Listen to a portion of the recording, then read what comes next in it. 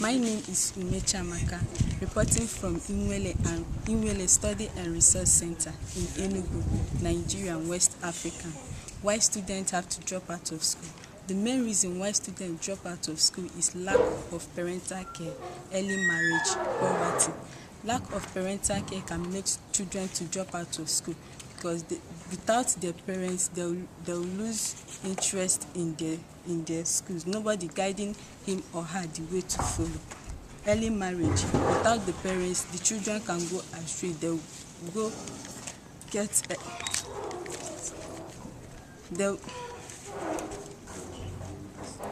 because without the care of the parents, they can do anything to make money, because they believe that without education, they can make quick money. Especially those in the rural areas, due to some difficulties or situations, and this can be the first